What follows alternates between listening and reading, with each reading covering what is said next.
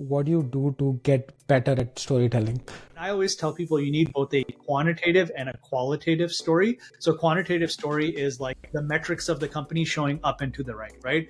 20% improvement in this, 30% reduction in that. But then there's also a qualitative story, customer anecdotes, internal stakeholders saying like, oh, this person is operating next. What are some of the things that you think would work best in maintaining that relationship and be successful as a PM? So I think as a leader, you don't want to be alarmist or stress people out. But when you don't regularly stress people out and then you sort of tell them, now is a moment for us to be stressed in a good way and over prepare, then they listen to you, right? Can you give us some insights or strategies on how we can find right mentors that can guide us?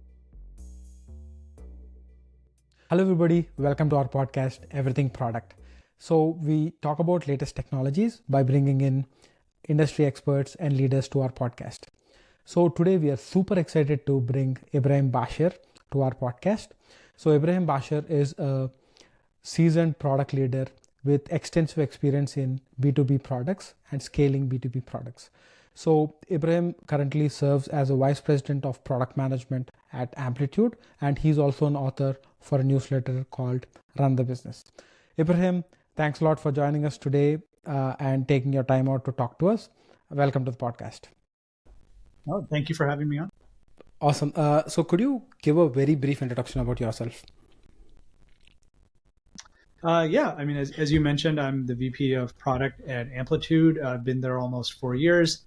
Before that, I was a VP of product at Box, which is a cloud content management platform. Before that, spent a number of years as a platform PM at Twitter, and then worked on the Kindle ecosystem at Amazon for a while. And then before that, spent a number of years in management consulting. And then before that, was an engineer. Okay, awesome. Srinath is also an ex-Amazon. Okay. So Ibrahim, so, a lot of times we get these questions repeatedly from our audience and viewers, right? So a lot of people who are product managers or mid-level product managers often feel stuck in either a principal product manager or a staff product manager role. So, throughout your career, you have worked with different organizations at different levels, right? So, if you were to maybe talk about ways to overcome the bamboo ceiling, which we would say, right? How would you go to that next level? What would be some of those strategies be? Yeah, I think, you call out an interesting junction, which is, I think principal PM, or, in some organizations, it's even called staff or group, is probably the last level where your functional expertise is what got you there. And I think director is the first level where operating like a cross-functional leader and less like a functional domain expert is what's required to get there.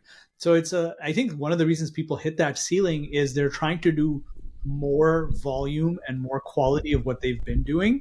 And that's not really what's going to get you to that next level. What's going to get you to that next level is showing that you understand fundamentally the business you're in and the different levers you can pull and operating cross-functionally to do that. And so I always tell people, like, as a principal product manager, you have more in common with other product managers. But as a director of product, you actually have more in common with a director of sales or a director of support or a director of finance, because you should all be thinking company business outcomes first. Yeah. And, what would be some of the skills which you maybe have to be good at to get to that next level? Could you maybe throw some light on that? Yeah, I would say the first, I'll answer both, like the types of situations you should put in and the skills you should acquire. I would say in terms of situations, you want to be working on cross-company initiatives that have the visibility of the executive leadership team. That's number one, right? So it doesn't fundamentally matter if that is a product initiative or a tech debt initiative or a UX initiative or a go-to-market efficiency initiative. You want to be part of a tiger team that is working on those critical business outcomes, because that gets you on the radar of the leaders who are eventually going to make that decision.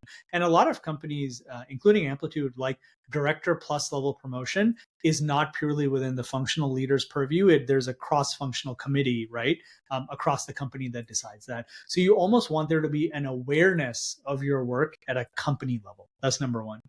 From a skills perspective, I would say two things. One is you want to get really good at storytelling. I think that's the part where a lot of people drop the ball, is they do the work and they have the impact, but they don't actually know, or their manager, frankly, doesn't know how to tell the impact story, right? And I'm not just talking about the quality of the slides or presentation. I'm actually talking about a really simple paint by numbers.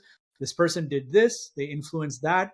This leads to this critical outcome for the company. And I have corroborating evidence that this person was on the critical path to doing that, right? So you don't want to just be in the vicinity of success. You want to be the driver, the change agent of success. And so that type of storytelling. And I always tell people you need both a quantitative and a qualitative story. So quantitative story is like the metrics of the company showing up and to the right, right? 20% improvement in this, 30% reduction in that. But then there's also a qualitative story, customer anecdotes, internal stakeholders saying like, oh, this person is operating next level, right? And particularly at that director level, you want those stories and those anecdotes to be told from a cross-functional perspective. So, a principal PM getting a glowing review from a director of product, that's useful. But a principal PM getting a glowing review from a director of customer success, that's something else, right? And so you want that visibility and that storytelling told from a 360 view. It's essentially you're saying this is not just in your function, or this is basically cross-functional, and you basically take the story telling skill to everybody who's involved in building the product, which could be customer success or engineering and so on and so forth and all of that stuff, and different cross-functional leaders. Absolutely. Yeah. And I think what you're really looking for is people who will put aside their functional concerns for bigger company outcomes, right? Yeah. And storytelling, right? Like when you say storytelling as a skill, right? Like how do you develop that muscle, right? Like what do you do to get better at storytelling? Yeah. So I'll answer in two ways. One is I gave you a little bit of my framework on storytelling. There's qual plus quant, but that's not complete, because a lot of times people will say, look, I have so many metrics in my promotion packet and I have so many anecdotes. Why am I not getting promoted? There's a third element that has to happen, which is why now?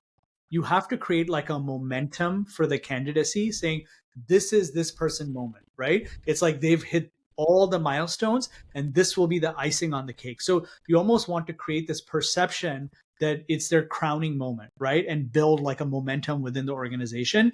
And I think sometimes I see packets that are perfectly fine in qualitatively and quantitatively, but don't have that rallying cry of everybody feels like now is their time.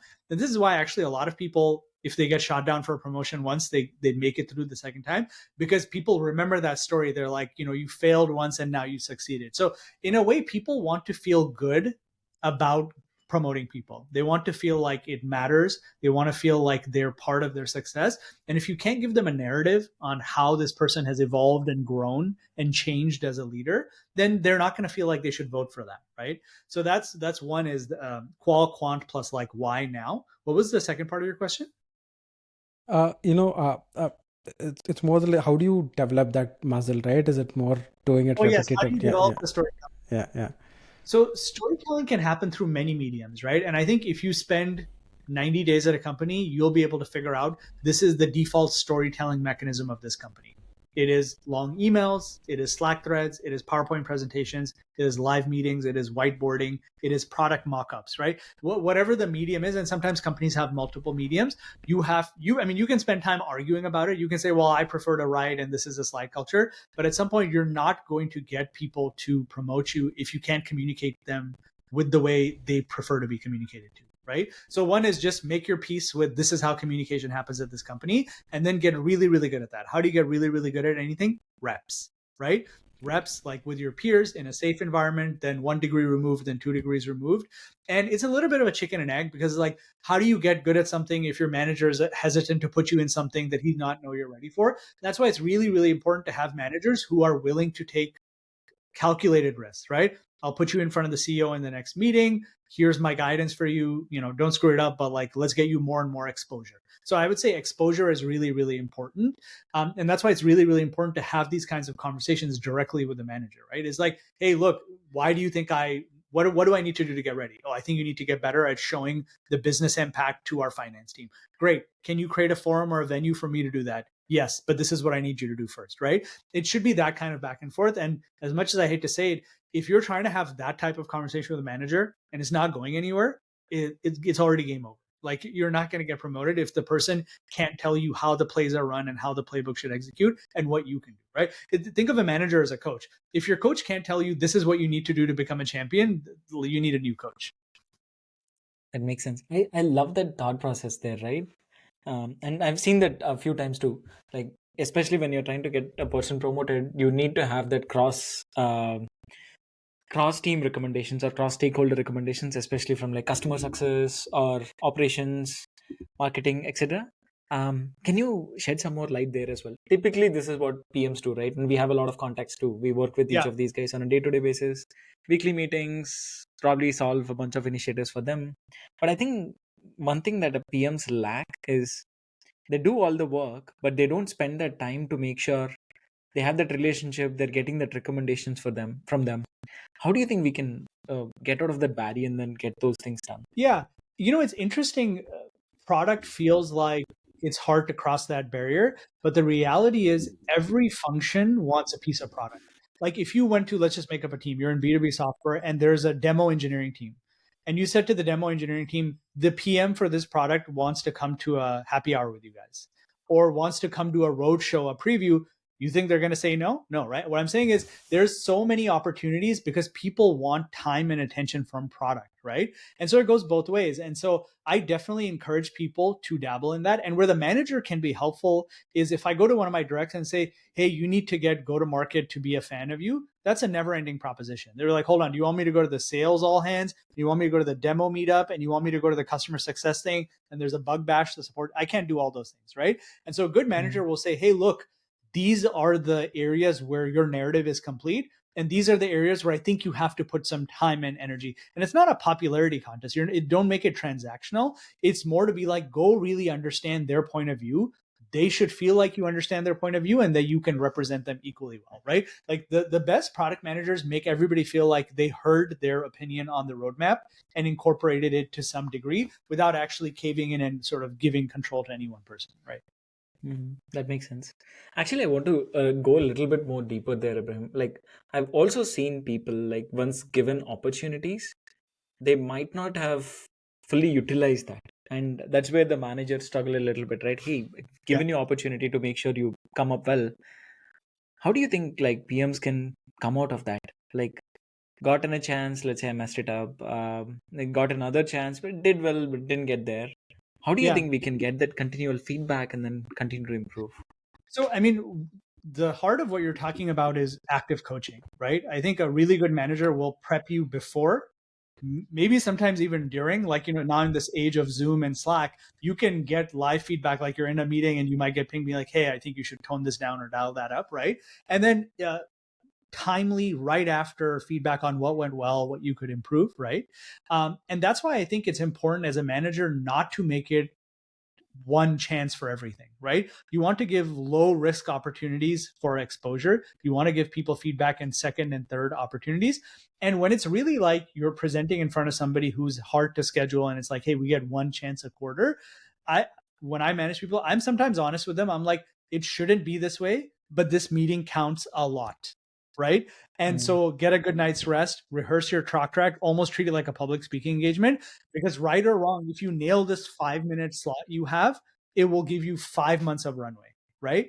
No pressure. And so that's the reality of it. And so I think as a leader, you don't want to be alarmist or stress people out, but when you don't regularly stress people out and then you sort of tell them now is a moment for us to be stressed in a good way and over prepare, then they listen to you, right? That's one of my approaches to management is I'm generally very calm. So if I ever like push or raise my voice, people are like, oh, this is not normal. I need to pay attention, right?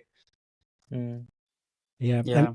Yeah, you bring up a very good point, especially on the cross-functional, the relationship management. I mean, after a certain level, it's all about kind of maintain the relationships, trying to work cross-functionally across different teams, right? One thing which I often hear and I myself faced in my initial phases was how do I continue to maintain that relationship? I mean, very frequent because, for example, some of the teams like customer success or sales, I mean, they are very close to customers. As a product manager, we need to empathize them. And obviously, they're pretty vocal because customer is probably facing pain points, but sometimes you may not be able to solve immediately their problems. So in that cases, it becomes a little difficult to manage that relationship initially. It takes some time to develop that trust with all these different cross-functional teams.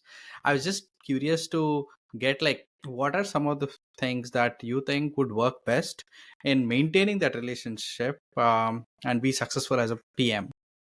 Yeah, I have two thoughts for you, Srinath. So the first is you bring up a very good word, trust, right?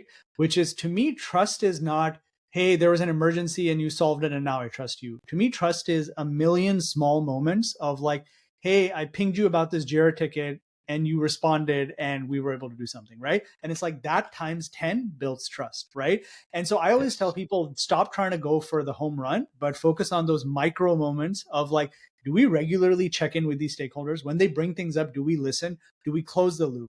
And it doesn't have to be expensive, right? It's like, yes, respond to the ticket or send the email or whatever, because those moments build trust. But from a very tactical operational perspective, one thing I've seen done is it was something we used to do at Box. We called it a go-to-market interlock, where we would actually do 2 days with the product team and every go-to-market function: sales, enterprise sales, partnerships, biz dev, solution engineering, customer success, support, developer relations. Every single stakeholder gets like about an hour. They prepare their top themes for the quarter, how it's gone since last quarter. And A, it's like super informative, right? Like a high dose of quality content. B, it gives all the go-to-market stakeholders visibility into, oh my God, we're saying different things to the product team and confusing them, right? And then 3, it holds the product manager accountable, be like, this is the 3rd quarter in a row I'm bringing up that roles-based is hard to do, right? And so it's a really, really interesting discussion. It's an expensive discussion, but I think those kinds of things, and then think about 2 days with your entire go-to-market partners. Obviously, there's going to be 15-minute breaks. There's going to be a dinner, et cetera. So those can be great trust building and relationship building opportunities, right? And I find most of our sort of tech work evolves that way, which is there's sort of like a rhythm to the week, the month, the quarter. But then there's these like spikes in time where you're like, I can learn a lot, I can build a lot. And you have to take advantage of those, right? And so I think it's always problematic when you're preparing for a promo and somebody's like, hey, you just don't have these relationships with our cross-functional partners. And then people start overreacting and saying, oh, hey, can we have a one-on-one? Hey, can we go to dinner? You can't manufacture it, right? You have to lay the groundwork. And that's why I always go back to a good promotion is like prepared 6 months in advance. You're like, these are the things you're going to do. These are the 2 leaders you're going to spend a bunch of time with. And if you don't put that plan in place, then it's hard to execute it, in a short time horizon. 100% agree on that. I mean, I did something in one of my previous employer at Velia, where kind of like more of a shorter version, like a 1 hour for every month, more like an informal roundtable with all this. I felt that created an open forum across all the different teams, more like an informal conversation than just talking about work. That really helped over a period of time to kind of gather the trust that we are looking into it, not just like leaving them behind, like what the pain points that they are sharing. Yeah, and definitely. You bring up a good point. Those moments in between the official discussion are very important for relationship building. And I think that's one thing we lost in COVID and Zoom world is we've started hyper focusing on efficiency. It's like, hey, summarize it for me, send me a Loom, async. But I'm like, you still get the same information density, but what you lose is sort of the casual time to collaborate, right? And so that's why I'm a big fan of, people are always arguing like, should it be 2 days, 3 days, 4 days in office? And I'm like, figure out the moments where in person is hyper valuable, right? And then make that in person. One thing that resonated a lot with me is there's 100 like small moments or 10 small moments, and then the other one is closing the loop. Many times I've seen myself facing that as well. Like there are things that come to us from different stakeholders. We work on that, or we make sure our engineering team looks into it, but then we just stop there. Like we don't go back to validate whether the loop was closed. We don't go back to validate whether the actual problem is solved, even though that ticket could be resolved, but is the actual problem resolved? What else could we do? Yeah, those moments are no, absolutely. I mean, those definitely build trust, and it's such a low effort thing to do, right? In fact, I recently got an example. People will be like, yes, but it's hard to remember and you have to be super structured. You can even use automation. I recently saw a demo of a product where the person basically would compile app store feedback on your product. And the tool actually had the ability, if you picked up product feedback and you created a Jira ticket out of it, and the Jira ticket moved and got resolved, it would actually integrate all the way back and alert the original App Store writer and say, the thing you flagged has been fixed in this release of the product. Would you like to revise your product rating?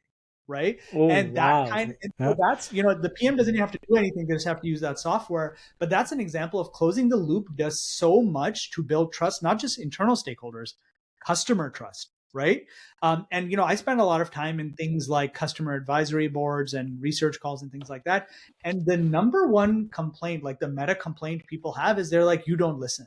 That's the most frustrating thing for customers. They're like, you don't listen. And then the PMs are like, I do listen. I listen all the time. That's majority of my time. And I'm like, there's a disconnect because you're listening and they don't know how much time you're sifting, organizing, tagging, listening to stuff because you don't close the loop. So it's actually like a last mile thing that kind of feels like you never went on the journey. Yeah, I one of my mentors like told me some time back, putting that bow on the arrow. Like we do a lot of things and we make sure it hit, but we don't put that bow on that arrow at the end to make sure it's closed. Yeah. Yeah, doing a lot of, sometimes I also feel that there are some teams which I know I got this, I can get things done. There are some teams which, maybe I'm not sure, it might take some time to get things done and all of that. And that's all due to the personal relationships which you develop through these cross-functional teams. Cool. And the idea of go ahead. building trust through the small moments, it's not purely with stakeholders. It's also manager and director. Right? Like the way I came to learn that lesson was people don't need their manager to be a hero. When people bring up simple things, they're like, hey, I need to take Friday off. If the manager remembers and says, yes, I know you're taking Friday off, I've got you, those things go a long way, right? And vice versa. If your manager asks you to do something and then they have to ask you 2 or 3 times, those are trust losing moments, right? They seem like really simple things, but follow up and follow through, I think, go a long way with relationship building. Yeah, that's right. We have talked about the teams and relationship building and all of that stuff, right? But how do you maybe talk about different strategies on networking outside your company, right? Reaching out to people and building that professional network around you. What are some of these strategies? Yeah, it's interesting. You guys might find this hard to believe. I'm an extreme introvert, and I actually really, really struggled with networking. So started my career, as I said, as an engineer, where you don't really need to network unless you're looking for a job, right?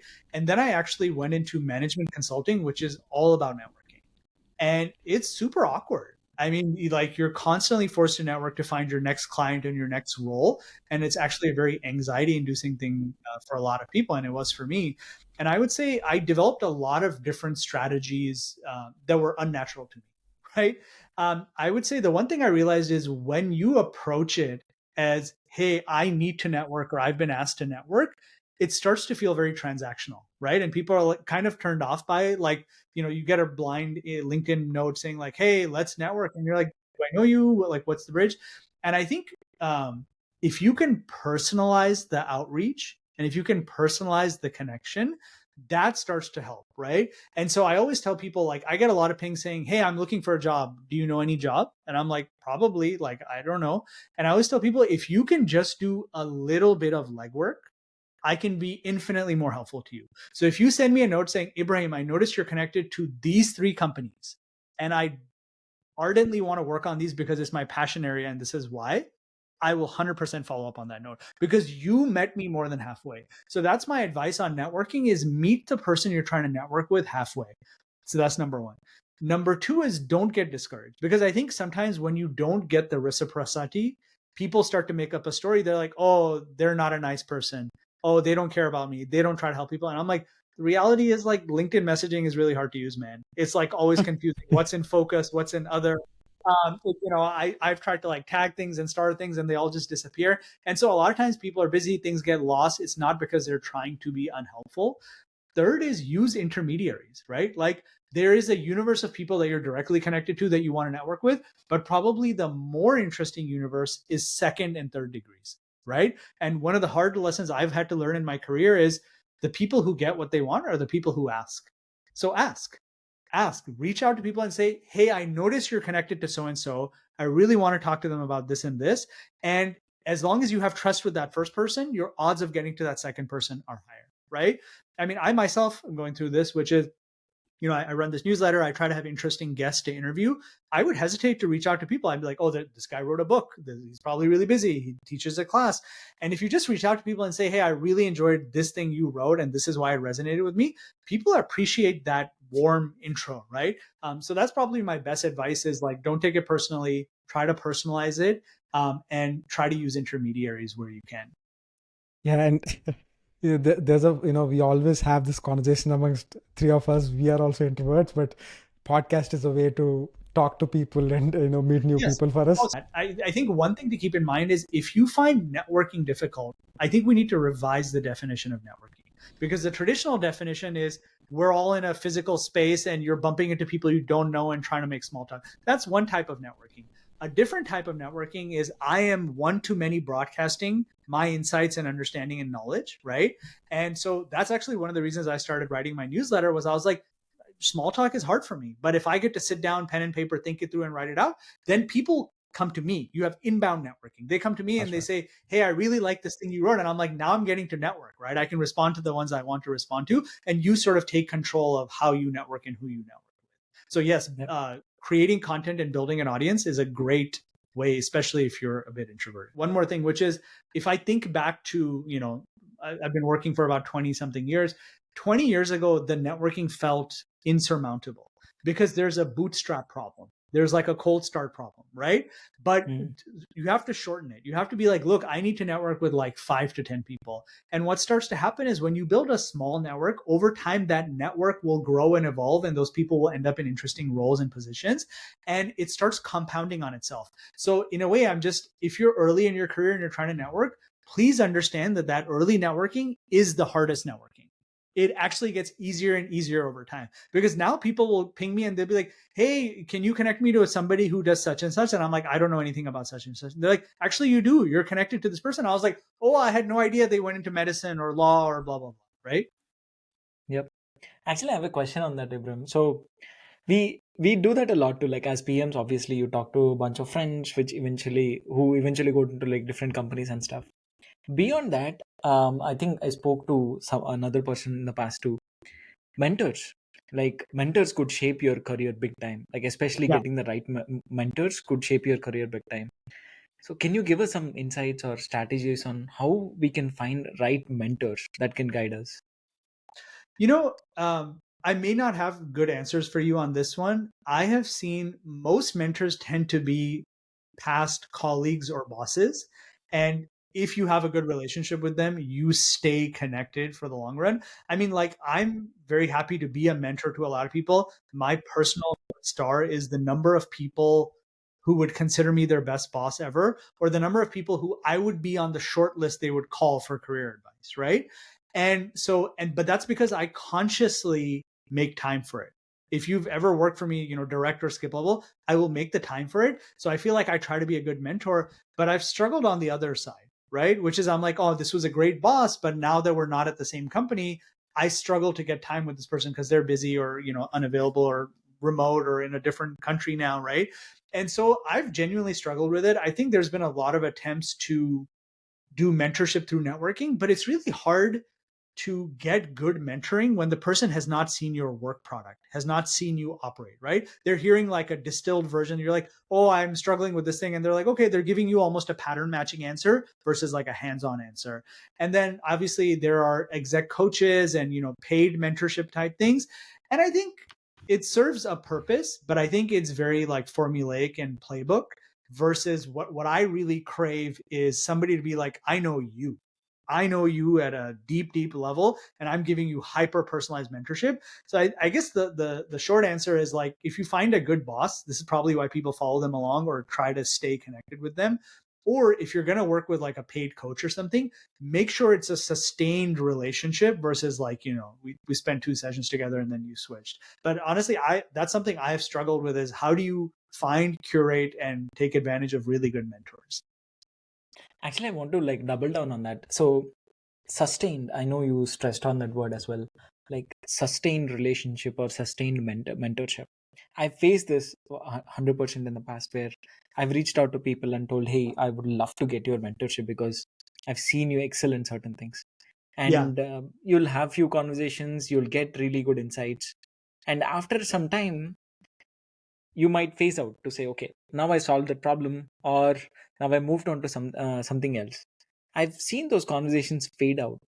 Like, Yeah. any thoughts there, like how we can continually keep it or phase it Yeah. out actually? I have a counterintuitive answer. I think that's okay. I think if you're like, look, our journeys crossed because you have something to teach me, and maybe it took 3 weeks, maybe it took 3 months, maybe it took 3 years, but I've learned what I can. It's okay to let it go at that point. It's be like, I've learned what I can from this person. It ran its natural course. We don't have to artificially continue this, right? And it shouldn't bruise their ego, because I've been a mentor to people who've politely told me, hey, I think I'm good now, and I'm like, oh, okay. Like, don't take it personally. The other thing I would say is, now that I'm reflecting on mentorship, sometimes it's really, really helpful to have a peer mentor.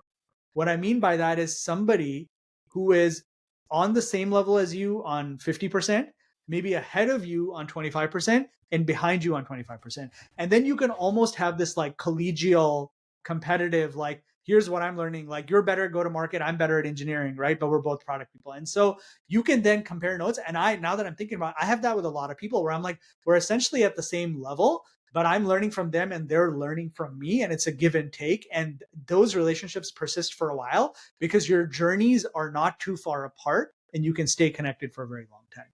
That's right. Mm. Yeah, and I've also struggled a lot with mentorship, and it happens to me that I get mentorship from different people at different levels and portions, rather than 2 or 3 people I regularly go to. Yeah, so Just add one more thing, Phani, which you said, which is like, somebody is like really good at something.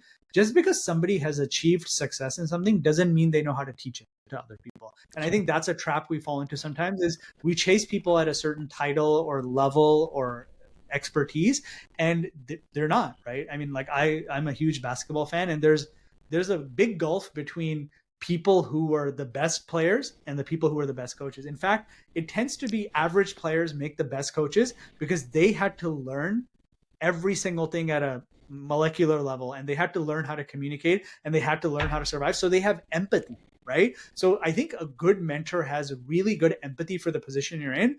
And if they look at your position and they're like, well, that was easy for me, they're not going to be a good mentor, right? especially just to add, right, like anybody who's successful at something, right, they only maybe know a percentage of what that success is attributed to, and there could be a lot of things that are subconscious which they are not aware of, right, which could not be translated. Yeah.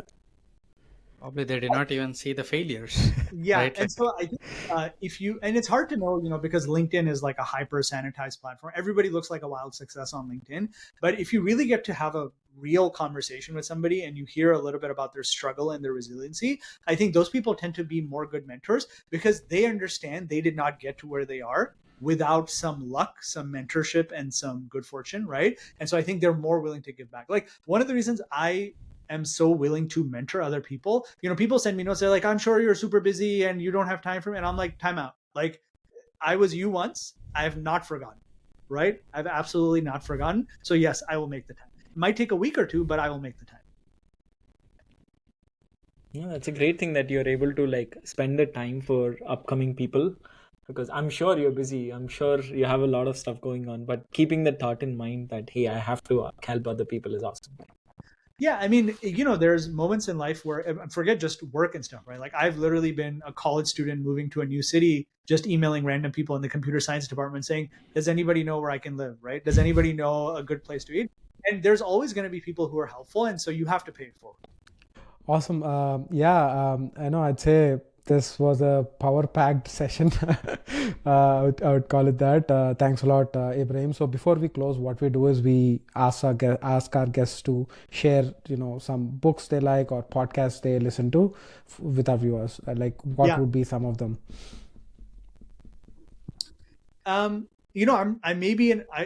I've not listened to too many of your episodes. I've listened to a couple, so I may give you a strange, unconventional answer. I look for product lessons outside product content all the time.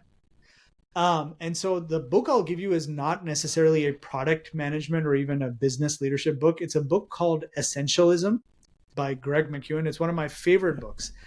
It basically is a thesis on the importance of focus, prioritization, and choosing, right? Focusing on what is essential and everything else is non-essential. And I think that is the thing that brings down a lot of leaders and teams and companies, is the inability to choose and the inability to focus, right? And so I'm a big fan of a decent strategy, well executed, is better than a perfect strategy that you talked about for 5 years, right? And so essentialism to me is almost like a life philosophy, and it's how I focus on, like, what is the core reason we exist as a business, and what are we doing every single day to move that forward. Everything else is noise. Everything else is noise, right? And so it almost is like ruthless prioritization brought to life, right? And it can be sort of uncomfortable for people because it involves taking a stance and saying no. But I think that is what the market demands sometimes. I have a friend who deals with customer escalations. He's a very interesting guy, and he tells me funny things from time to time.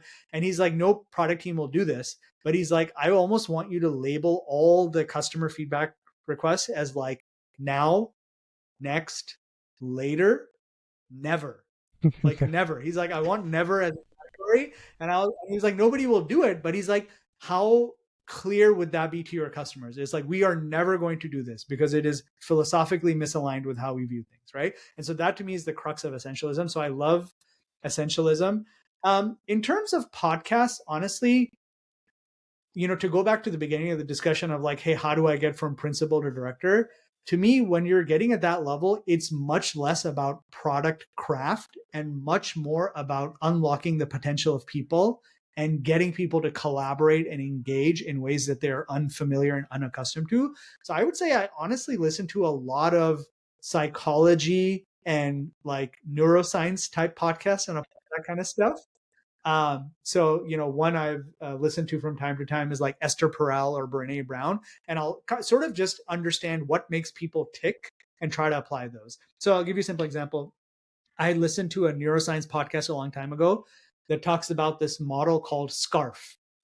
They basically deconstructed people and said SCARF defines every kind of people. SCARF is status, certainty, autonomy, relatedness, and fairness. And I read it now. That has nothing to do with work, but I couldn't get it out of my head. And then I like Terminator, I would like see people and I'd be like, oh, status driven person, fairness driven person. And it almost helped me like manage and mentor people, because a lot of times you as a manager start trying to apply the same playbook to different people, but the reality is people are different. And I'm not saying there's 5 kind of people, but I'm saying people have a core trait that they exhibit. Like we've all have the person who's like, how do I get to this level? That's a status driven person, right? You all have the person, it's like, how do we know we're all going to have jobs tomorrow? That's a certainty driven person. How do I know I'm going to be a part of a team? That's a relatedness driven person. Tell me what to do and get the hell out of my way. That's an autonomy driven person. Hey, why do they make more than me? That's a fairness driven person. And so I try to apply these kinds of concepts. So I would say any kind of pop psychology stuff is a go-to podcast for me. Actually, I'm very interested in psychology. Maybe we should do a psychology podcast with Ibrahim. But yeah, thanks a lot for sharing all of that information, Ibrahim. Thanks for spending your time, and it was truly a power-packed podcast. And we'll actually link all the resources which you talked about in the description below, and also we'll give your LinkedIn and places where people can reach out to you. Thank you. Yeah, awesome. I appreciate all the thoughtful questions, and thank you so much, guys, for having me on the podcast. Thank you very much again for your time. Bye.